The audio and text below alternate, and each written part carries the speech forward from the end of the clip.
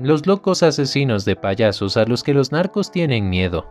Enmascarados con las imágenes de terroríficos payasos usados para la Noche de Brujas, causaron terror en septiembre de 2019 en el estado de Tamaulipas, cuando a través de un video difundido en las redes sociales se mostraron con armas de alto calibre mientras viajaban a bordo de un lujoso automóvil que tenía vestiduras de piel. Entonces fueron llamados como los payasos asesinos, al ser identificados como sicarios del cártel Jalisco Nueva Generación, la organización criminal fundada por Nemesio Ceguera Cervantes, alias El Mencho.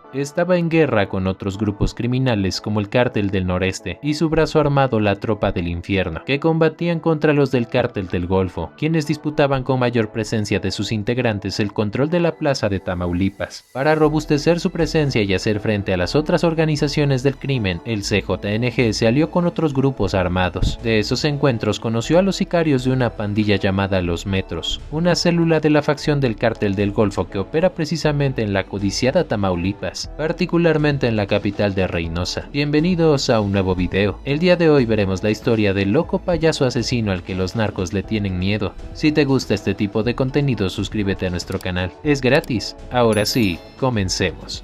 Los payasos asesinos son sicarios que pertenecen al Cártel Jalisco Nueva Generación. Para tener mayor presencia, estos criminales se unieron con otros grupos armados, formando así la pandilla conocida como Los Metros, una célula del Cártel del Golfo que opera en Tamaulipas. Cabe indicar que los Metros seguirán órdenes directas de Hugo Gonzalo Mendoza, conocido como El Sapo, o como el 90, quien era considerado el segundo al mando del Cártel Jalisco Nueva Generación. Sin embargo, en Michoacán también hay otro payaso del CJNG. Se trata de Fabián Urbino Morales, jefe de plaza de Aguililla, quien presuntamente fue el responsable de torturar y ejecutar a 5 personas en dicho municipio. ¿Cómo surgieron los Metros?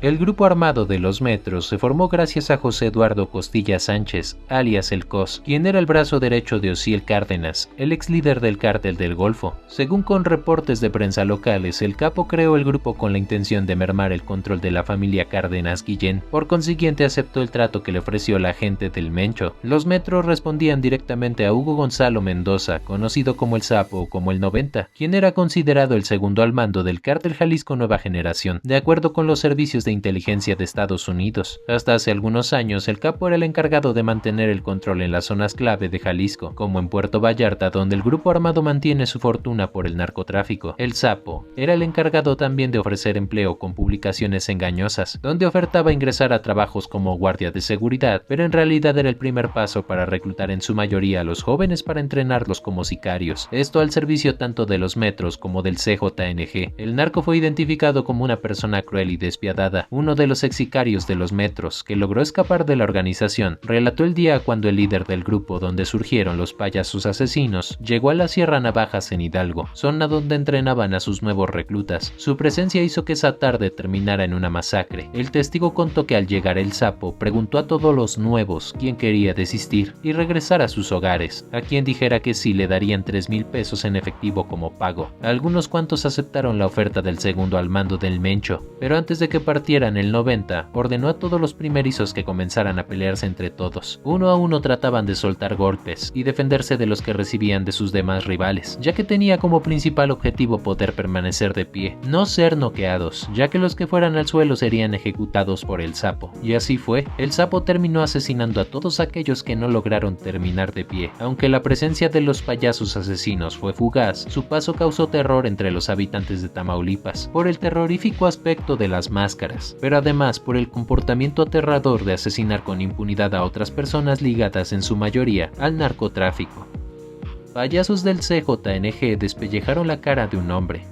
Fue precisamente Fabián Urbino, el payaso del CJNG, quien presuntamente despellejó y le arrancó la cara a un hombre de la familia michoacana, quien seguía con vida al momento del atroz crimen. Es así como los payasos asesinos del CJNG han causado terror no solo en Tamaulipas, sino también en Michoacán. El hombre con la cara pelada y sin manos siendo brutalmente decapitado con un cuchillo en el suelo, tiene la cara toda cubierta de sangre, pero la víctima es evidente que aún está con vida, experimentando la agonía. Después del intento de decapitación con una herramienta de jardinería a la cual les estaba fallando, los sicarios le pusieron una navaja en el cuello, presumiblemente el mismo cortador de cajas que se utilizó para pelar su cara. Un machete se mostró profundamente en la boca para ayudar a mantener la cabeza en su lugar. Esto es tan brutal como la brutalidad consigue. El final de El Payaso. Fabián Urbina fue detenido en la comunidad conocida como El Aguaje, Michoacán, y según las autoridades habría participado en la emboscada de Aguililla, en donde fueron asesinados 13 policías. La Fiscalía de Michoacán informó de la detención del involucrado más en la emboscada de Aguililla, donde fueron asesinados 13 policías estatales y 9 más resultaron heridos. El pasado mes de octubre, elementos de la Policía de Michoacán, del Ejército Mexicano y de la Guardia Nacional capturaron a Fabián Urbino Morales, alias El Payaso, en la localidad conocida como El Aguaje, perteneciente a Aguililla. Es identificado como jefe de plaza del Cártel Jalisco Nueva Generación en esa zona. También se le acusa de los delitos de extorsión, secuestro y cobro de piso en la región. Tras la emboscada en El Aguaje que se registró el pasado 14 de octubre, en el que murieron 13 policías y 9 personas resultaron heridas, uno de los rumores fue que Nemesio Ceguera fue traicionado por Miguel Fernández al unirse al cártel de la Nueva Familia Michoacana. Se indicó que Miguel fue una importante pieza en el CJNG y que la supuesta traición pudo ser un duro golpe para la organización criminal. Miguel cobró importancia después de que se dieran a conocer audios en los que él